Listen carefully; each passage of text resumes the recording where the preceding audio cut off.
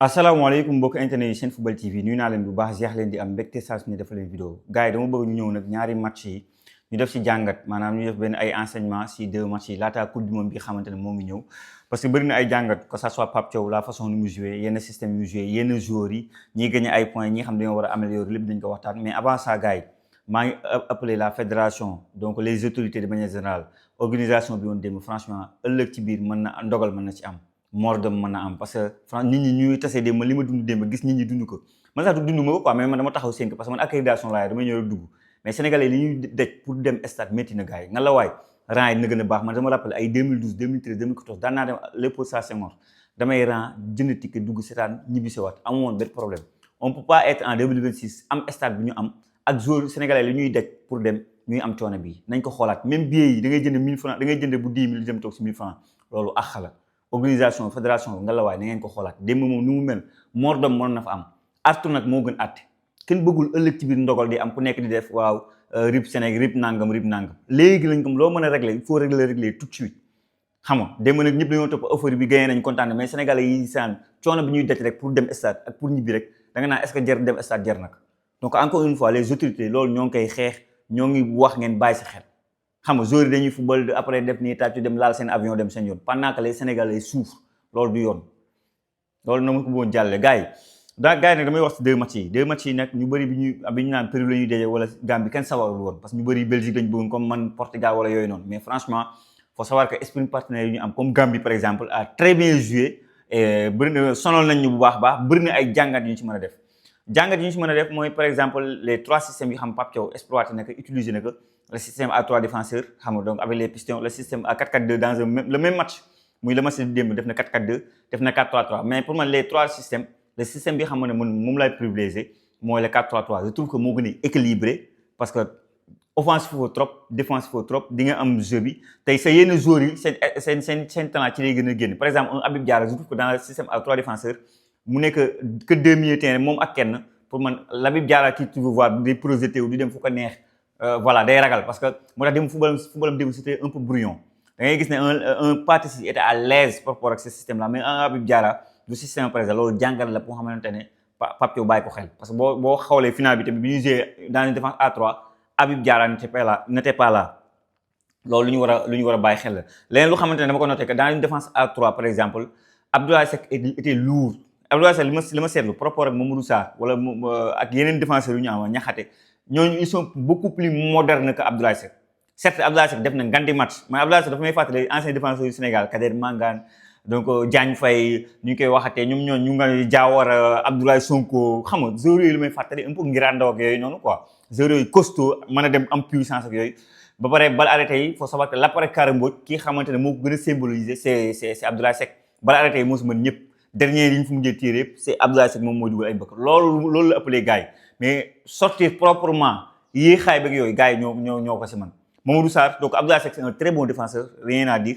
Mamadou Sarr par rapport ak les deux matchs mu joué à la CAN demi-finale Coupe d'Afrique bi finale bi andi na ñu koy daf ko confirmer maanaam ñu bëri naan est-ce que mën na ko non dafa confirmer sur deux systèmes différents il a été bon avec des coéquipiers yu bees yu xamante ne automatisme bi demeewul noonu xam et il a été encore bon deux matchs yu baax a def donc Mamadou Sarr ça veut dire que l'après Koulibaly sa xel mën na dal na ki koy remplacer ça peut être Mamadou Sarr et la paire Niakhaté Mamadou Sarr aussi tamit pour man c'est 10 sur 10 parce que aussi loo mën a dégg clean sheet lañ def contre Égypte clean sheet lañ def contre Maroc clean sheet encore lañ def contre Pérou donc c'est un paire bu xamante ne pour l'avenir de l'équipe nationale du Sénégal lu ñu war a bàyyi xel la donc leneen loo xamante ne ay jàngat yu ñu mën a def la mooy balle arrêté wax naa si keroog ma ne Diakhaso ru nekk suñu tireur El Hadj Malick Diouf demoon na nekk moom moo tiré centre ñu dugal pour man Lamine Camara tire les mieux les coups francs les balles arrêtées et même Krépin Diatta moo tiroon boo leen fàttali si Coupe d'Afrique bi Abdoulaye Seck dugaloon pour man les tireurs ñooñu la quoi pour man loolu jàngat bu ñu mën a def la hiérarchie des gardiens par exemple Modou Diaw Yvan Diouf comme war a nekk numéro 2 après Edouard Mendy pour man sama xalaat laa moo tax ma naan pour man encore une fois pour man Yvan Diouf pour man le fait que tànk bi ni mu mën a jeu de pied bi baax te football moderne léegi loolu lañ ko si soxla gardien boo xam day osé démb moom moo doon incité presque ses défenseurs à jouer bas dégagement yi mu doon def bal par force daf leen jouer da ngay gis ne waa Gambie dañuy pressing sax ils jouent facile man Modou Diaw moo nekk sama numéro 2 mais là bu fekkoon Edouard Mendy ñaan ñu ko yàlla dafa blessé wala quelque chose comme ça je préfère quand même am un Yvan Diouf numéro 2 même si numéro Diaw bi nga ko teyee du ma wax dara leneen loo xamante ne jàngat la mais mooy que 2 matchs yi on a joué sans Koulibaly sans Edouard Mendy sans Sadio Mané sans Iliman Ndiaye et pourtant on a gagné ça veut dire que beneen jàngat bi ñu am on a l'effectif en cas de blessure lu mu rëy Sénégal am na ay remplaçants pour faire avec leneen lu ñu beneen jàngat bi ñu mën a def aussi tamit da ngay gis ne démb c'est presque un équipe B et pourtant ça joue bien ça peut mieux faire automatisme yi dina manqué mais ça joue bien loolu yëpp ay jàngat la yoo xamante ne mën nañu ko def beneen jàngat bu may def mooy Krépin Diatta xëy na mooy titulaire bi mais poste bi xamante ne leerul sama bopp pour man mooy le poste de que moo war a nekk doublure Krépin parce que man dama doon kaas ne Antoine Mendy li ñuy dal si kawam amul sens li ñu koy dal dafa métti parce que li fi ñu koy jugé mooy contre Brésil face à Vinicius Junior te Vinicius ku mu dajee mën na la def cuune face à Maroc final mën na ko jugé le final de Coupe d'Afrique boo si bëggee jugé joueur day métti mais da nga koy dajee ay Gambie ay Gabon yi mu ne boppam day nag Gambie mais je trouve que offensivement benn démb par exemple gisuma ko mu centre presque pour latéral moderne yi dañuy laaj ngay centre donc pour man poste boobu du poste boo xamante ne moom day ñëw rek tey dem Coupe du Monde pour man d'ici les 2 mois moom Ilaay Camara moom ak Lamine Sy débat la pour que moo war a nekk le doublure de Krépin même si man dans ma tête pour man Pape Thiaw moom lay yóbbu leneen lu ma bëgg a wax mooy milieu terrain Pathé Ciss par exemple c'est plus qu'un pour man def remplaçant il a été formidable pour man bu deuxième mi-temps bu day amoon ñu dañuy changer milieu terrain Pathé Ciss faut tout de suite penser à lui parce que Pathé Ciss a carrément progressé du Pathé Ciss de Coupe du Monde bi ñu amoon xam nga ak Pathé Ciss bii nii c'est 2 Pathé Ciss différents qualité technique bi c'est supérieur physiquement il est plus intelligent dans les anticipations dans la récupération il est plus rigoureux sax laay wax voilà c'est un Pathé Ciss facile je dirais wane na ko contre Kenya wane na ko match bi wane na ko si ay entraînement Coupe d'Afrique pour moi c'est plus qu'un défenseur plus qu'un remplaçant lu ñu war a bàyyi xel beneen jàngat bu may def mooy que ça fait 5 ans maintenant que Pape Matar Sarr est là Pape Matar moo fa jiit Lamine moo fa jiit Pape Gueye mais Pape Matar Sarr le niveau bi que Sénégalais yi di xaar ba tey yeggu fa et c'est pas normal donc Pape Matar Sarr t'as 2 mois am nga coach bu bees boo xamante ne il parle football le même langage que toi di désert bi j'espère que voilà on va retrouver le Pape Matar Sarr bi Sénégalais yi di xaar loolu tam jàngat de 5 ans que t'es là je te dirais ba tey mënoo nekk titulaire indiscutable en équipe nationale du Sénégal c'est pas normal d'un côté beneen jàngat bu ñu mën a def mooy que on a trop d'attaquants yëpp 26 joueurs dañuy yóbbu à la Coupe du Monde et 26 mënoo après tous ces attaquants là Habib Diallo Boulaye Dia Serif Ndiaye Nicolas Jackson démb t'avais même Bamba Dieng donc ñii ñëpp mënuñu dem Coupe du Monde y aura élimination démb sax wax naa ne Serif Ndiaye massam il peut beaucoup mieux faire mais li ma constaté que ñi nekkoon devant leur télé on constatait que Serif par exemple a fait un très bon match loolu samay commentaire ñoo ko wax que ça soit dans les déviations que ça soit dans l'intelligence ñu bëri ñu leen dëkk Pape saa Serif Ndiaye mën na lii maa koy gis ci TikTok bi teg bël bi dënn am bu mu passe Assane Diao sax mënoon na ko dugal voilà il a des qualités yéen ñi yaakaaroon ne amul qualité man dama yaakaar ne foolam noonu c'est année match yi Serif Ndiaye ay bout de match nga ko sànni ba pare boo xoolee par ces chiffres les matchs qu'il a joué c'est quand même des matchs assez intéressants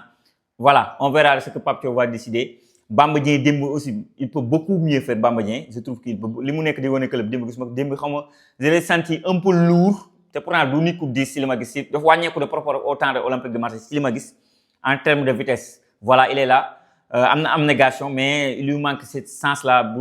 démb def na benn reprise et tout mais voilà il mën na def lu gën loolu en tout cas les attaquants moom faudra ñu wàññi ko lan moo tax ñu war ko wàññi nag y a un Ismaïla Sarr qui est là bu mën a jouer attaquant donc loolu pour man logique boobu lu mën a nekk la maanaam mën nga ne Mamadou Diakhane kiita bu ma woowee Assane Diao o Iliman Ndiaye o ñii ñëpp benn Mamadou Diakhane du ñëw damay wàññi ay attaquant Ismaïla Sarr me considère comme attaquant bu mën a yegg ci kaw parce que ñu bëri xamul mooy à ses débuts bu mu jógee match teg ñëw ren Gourcuff moo nekkoon entraîneur Gourcuff ne gisoon ko comme attaquant les premiers matchs de Ligue 1 boo leen fàtte aussi au temps essayé na ko sur ce registre là mais après comme que jeune joueur la woon buy découvrir Europe carrément xam nga parce que yàggul nekk ci noonu donc tout ce qui est notion tactique intelligent placement même Mbappé li muy doon Mbappé yëpp nekk l'un des meilleurs joueurs du monde ba tey am na ñuy wax ne c'est pas un attaquant fixe du attaquant pointe et on parle de Mbappé bu nekk Real Madrid donc bu ñu ko waxalee Mbappé mën nañu ko waxal Ismaïla Sarr je veux dire c'est pas un poste bu yomb mais gis na jàngat bi ñu def sur les 2 matchs et même les matchs yi muy joué Crystal Palace il peut être un attaquant boo xamante boo ko profondeur mu def ko ci camp yi wane na ko contre Pérou et il est décisif lors du dernier match joxe pas décisif donc Ismaïla Sarr loolu xalaat lañ ko bu baax Boulaye Dia aussi am nañ ci wax match bu neex la def xam nga voilà xam nga man Boulaye Dia pour man li muy wane nii demul coupe du monde bon mën naa juum nag quoi jàngat yooyu laa bëggoon def je pense muy les systèmes la Pape Thiaw comment nous jouer bëgg naa aussi si Assane Diao c'est un joueur bu baax mais je pense que kii da doon bañ blessé que ça soit moom que ça soit Nampalys Mendy pour man Pape Thiaw a voulu pas insister ci benn bi même Iliman Ndiaye taxu ko blessé nga ni blessé mais bëggul jël risque muy Edouard Mendy ñu ngi koy waxatee Iliman Ndiaye Assane Diao Pape Thiaw n'a pas voulu forcer parce que on est à 2 mois de la coupe du monde jarul fii gaañ fi benn joueur jaru ko moo tax Assane Diao mu génne ko mais Assane Diao sur quelques ballons yu mu yor tu sens que c'est quelqu'un boo xam ne il aime vers attaquer démb sax gis naa ko mu doon def loo xamante ne ay risque la di dem di bëgg a taakale di dëj xam nga mënoon na gaañu et pourtant voilà parce que foofu Pape Thiaw xaw na dawal diplomatie reposer Assane Diao bi xamante ne pour man dafa war a dem coupe du monde bon loolu laa bëggoon wax je pense que j'ai pas oublié Ibrahima Mbaye bi xamante ne il confirme ne démb kenn toogul si télé ne pourtant Sadio Mané neew fi de Ibrahima kii neew fi de Iliman Ndiaye Assane Diao a fait tout le taf déjà le premier match moo joxe pas décisif sans lui ñi newoon Stade de France ñëpp dañoo wax ni ki nga xamante ne bu yoree bal bi tàkk day am c'était Ibrahima Mbaye ñun ñii nekkoon suñuy télé sànq tamit gis nañ loolu que ça soit démb aussi dafa dugg takk non seulement buteur mais am créativité à chaque fois il peut voilà quoi jeu c'est juste vers de l'avant li muy amélioré mooy dugal but démb dugg je pense que loolu mën na ko lancer et pour man mën na def un carrière à la Sadio Mané voilà un joueur bu xamante ne il est encore jeune laf cat yaa na ko suñu borom dimbali mu bañ am benn blessure il peut faire facile la carrière à la Sadio Mané déjà que gagné la Ligue des Champions il est dans un top club mais l'année prochaine il peut voilà xam moo xam Bundesliga lay dem wala Premier League mais voilà un joueur bu xamante ne mën na sonal bu baax a baax waa France xam nga donc ci coupe du monde bi léegi de manière générale on a un bon effectif match yu bëri na ay jàngat Gambie sonal nañu sprint partenaire bu baax la bu xamante ne mayuñu dara Paris aussi football sud-américain la voilà ça va pour man 2 matchs yi ñun ñëpp Belgique lañ bëggoon Portugal Hollande ak yooyu mais bëri na ay enseignements yu xamante ne man yii laa si gis peut-être am na sax yeneen bëgguma vidéo bi gën a gudd si commentaire vous êtes libre ngeen wax ma ni ngeen gisee mais pour man voilà quoi y a des top comme pour man Yvan c'est top Mory ça c'est top pour son match Abdallah Sik c'est top pour son match Pathé Ciss c'est top pour son match il a fait un très bon match Lamine Camara sax entre biom bi la Lamine Camara que j'ai vu hier c'est la Lamine Camara bi xamante moom laa bëgg a gis tous les jours en équipe nationale du Sénégal damay wax Lamine Camara bu nekkoon si niveau amul kenn ku muy xool équipe nationale maanaam niveau bi ma koy gis Paris Saint-Germain Monaco bu si nekkee kenn mënu ko ci équipe nationale du Sénégal c'est pas pour rien nga koy dégg sur les plus grands clubs du monde parce que am na benn niveau boo xam bu fa nekkee rek c'est injouable donc voilà j'ai bien aimé le match de Lamine Camara moom aussi retracé wu na par rapport ak le premier match bi xamante ne sera nañ ko muy contre Pérou donc assez intéressant Pape Thiaw aussi tamit n'a pas peur de ses idées voilà un Pape Thiaw qui il a donné presque du temps de jeu à tout le monde lu mu daan jooy si ay match amical xam nga voilà moom Pape Thiaw def na ko et loolu dañ ko si remercier bu baax a baax gars yi def benn dédicace à un benn internet bu ma dajal démb bu jógee Turquie Fallou depuis Turquie démb la ñëw saan match bi maa ngi lay defal benn dédicace mon frère kontaan naa si yéen si yow ba di lancer wala un message bu xamante ne ku ñuy wax Omar Faye nekk depuis Italie moom moo ko wax ne ma sénégalais nañuy bàyyi xel di stigmatiser yenn nit ñi quoi comme ñi xamante ne dañoo juddoo fële comme ça nga ne tu as monibilé d'origine camerounaise am na noo koy waxee quoi la façon loolu mën na leen métti quoi mën nga leen vexé parce que mooy ski dafa nekk di dund lu métti par rapport ak élimination bu Italie donc loolu lu ñu war a bàyyi xel souvent aussi nit di nga wax bu xamante ne neexoo et pourtant ñu dañuy am habitude di ko wax le plus souvent et c'est pas toujours bon di stigmatiser wala di tooñ ñu xamante ne dañ ne ay d'origine nangam lañ fii lañ dëkk loolu lañ nañ jàpp loolu avancé donc mu nekk benn message boo xam bëgg naa ko jàllale et c'est intéressant gars yi wax leen ma yéen jàngat ngeen def par rapport aux 2 matchs ce sera intéressant mën a am seen avis wax leen ko ci commentaire yi jaajëfal naa leen wax leen ba beneen sur Senfootball TV